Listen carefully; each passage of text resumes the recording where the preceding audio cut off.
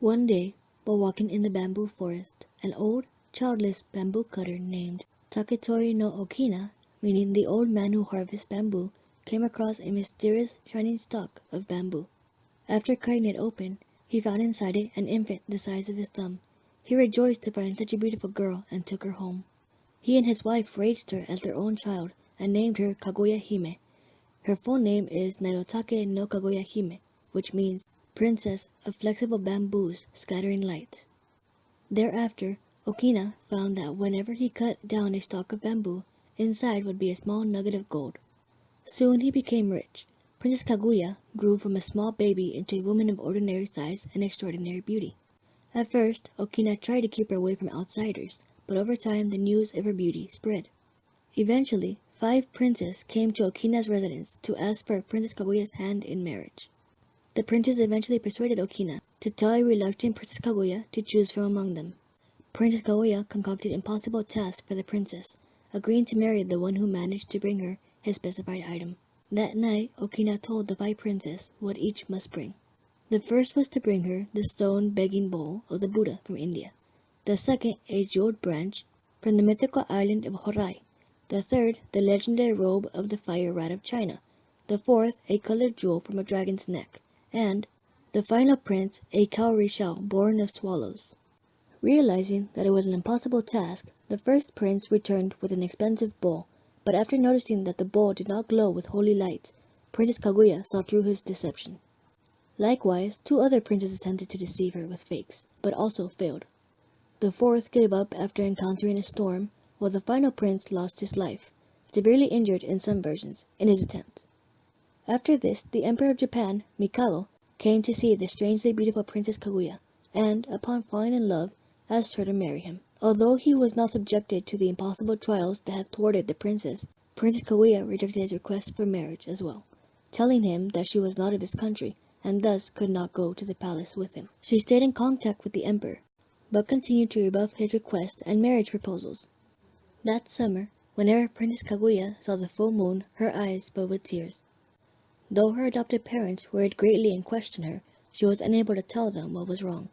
Her behavior became increasingly erratic until she revealed that she was not of this world and must return to her people on the moon. In some versions of this tale, it is said that she was sent to the earth, where she would inevitably form a material attachment as a temporary punishment for some crime, while in others, she was sent to earth for her own safety during a celestial war. The gold that Okina had been finding had in fact been a stipend from the people of the moon, sent down to pay for Princess Kaguya's upkeep. As the day of her return approached, the emperor sent many guards around her house to protect her from the moon people.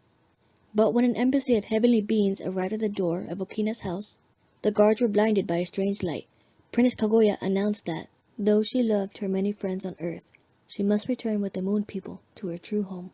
She wrote sad notes of apology to her parents and to the emperor, then gave her parents her own robe as a memento.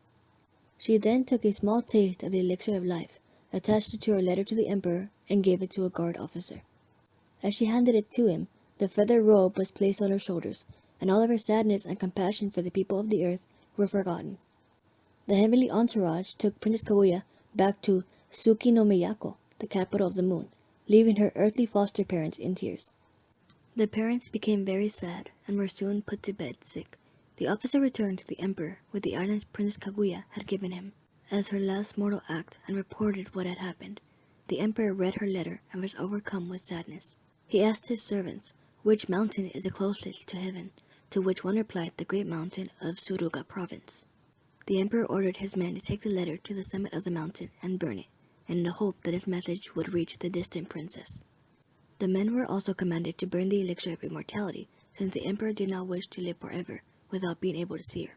The legend has it that the word immortality, Fushi or Fuji, became the name of the mountain, Mount Fuji. It is also said that the kanji for the mountain, literally mountain abounding with warriors, are derived from the emperor's army ascending the slopes of the mountain to carry out his order. It is said that the smoke from the burning still rises to this day. This tale is so popular that quite a few anime have taken inspiration from it. The manga turned anime Kaguya-sama Love is War was inspired by this tale, since its creator, Aka Akasaka, really likes princess stories, and this tale was pretty famous. This anime is about love and trying to get the other person to confess their feelings first, therefore losing in the eyes of the other. The female lead, Kaguya Shinomiya, takes inspiration from the cold attitude of the Princess Kaguya, and they share many similarities. Both have the same name, are rich, treated like princesses, and live a life of luxury. In Season 2, Episode 3, the main characters hold a moon-gazing party to celebrate another term ending. This is probably reminiscent of Princess Kaguya's connection to the moon, though in the anime, Kaguya is more interested in Miyuki Shirogane than the moon itself, while he is really more into the moon and stargazing. Miyuki Shirogane, who is the male lead, is based on Princess Kaguya's fourth suitor, Otomo no Miyuki, since they share the same name. Another anime inspired by this tale is a fairly new one that recently came out, titled Tonikawa Over the Moon for You, or as the manga is called, Fly Me to the Moon. It centers around a guy named Nasa who falls in love with a girl he sees across the street one day. He never gets a chance to know her name, and says that as she was walking away in the direction of the moon, that she reminds him of Princess Kaguya. He focuses on the fact that in the tale, Princess Kaguya and the Emperor never got to be together in the end. Just like how he never managed to get the name of the girl he just saw and would probably never see her again, though if he did, it would be like a continuation of the tale, how it should have ended with a happily ever after, since he had feelings for her. The anime Science Fell in Love So He Tried to Prove It is an anime based around science, and how the two main characters try to use science to prove that they love each other. In episode 7, they, along with their friends, tell stories, and one of them is Princess Kaguya, and the main female character named Himuro tells the tale a bit differently. One day, a science-type man was cutting bamboo and discovers a small science-type girl inside of one and takes her in for scientific research reasons. She eventually grows up, and as suitors come for her hand in marriage, she gives them an extremely difficult math problem to solve. In the end, no one can answer it, and she returns to the moon using a rocket, with the science-type man being surprised organisms can live on the moon and is sad to see her go. This is a much more comical take on the tale than most. Naruto Shippuden is another anime that has a Kaguya-inspired character. She first appears in episode 458. Her story goes that she came from the moon to harvest the god tree on Earth and then leave, but became attached to the planet and decided to stay, and later caused discord to happen and became known as a villain.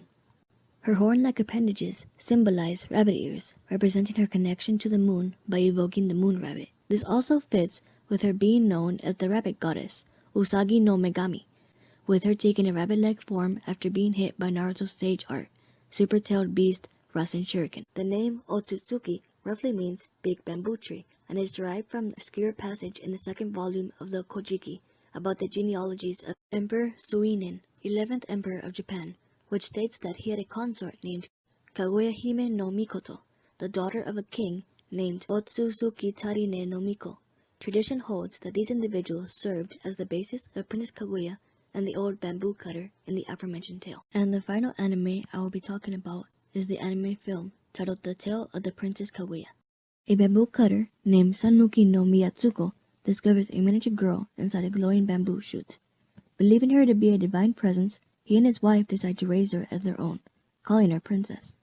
The girl grows rapidly, earning her the nickname Takenoko, Little Bamboo, from the other village children.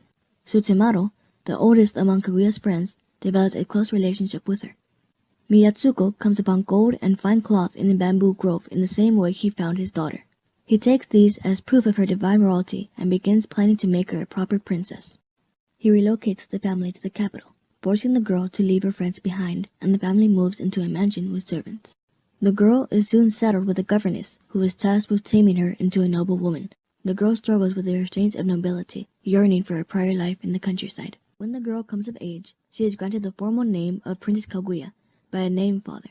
Miyatsuko then holds a celebration, where Kaguya overhears partygoers ridiculing her father's attempts to turn a peasant girl into a noble through money. Kaguya flees the capital in despair, and runs back to the mountains, seeking Tsutsumaro and her other friends, but discovers that they have all moved away. She passes out in the snow and awakens back at the party, believing all of that to have been a dream. Kaguya grows in beauty, attracting suitors. 5 noblemen attempt to court her, comparing her to mythical treasures. Kaguya tells them she will only marry whoever can bring her the mythical treasure mentioned. 2 suitors attempt to persuade her with counterfeits. The third abandons his quest out of cowardice, and the fourth attempts to woo her with flattering lies. When the last suitor is killed in his own quest, Kaguya becomes depressed. Eventually, the Emperor takes notice of Kaguya's beauty and tries to kidnap her, but she doesn't allow this to happen and convinces him to leave. Kaguya reveals to her parents that she originally came from the moon. Once a resident there, she broke its laws, hoping to be exiled to Earth so that she could experience mortal life. When the Emperor made his advances, she silently begged the moon to help her. Having heard her prayer, the moon restored her memories and said she will be reclaimed during the next full moon. Miyatsuko swears to protect Kaguya and begins turning the mansion into a fortress. Kaguya then returns to her home village and finds Sutemaru, now a man with a wife and child of his own. The two profess their love for one another, and in their joy they leap into the air and fly over the countryside, only to encounter the moon and fall.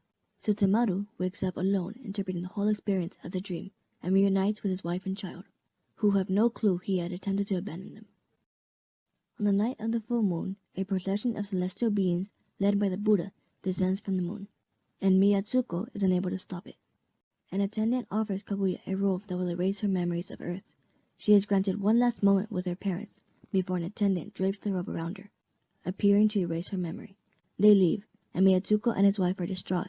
Kaguya looks back at Earth one last time and cries silently as she remembers her mortal life.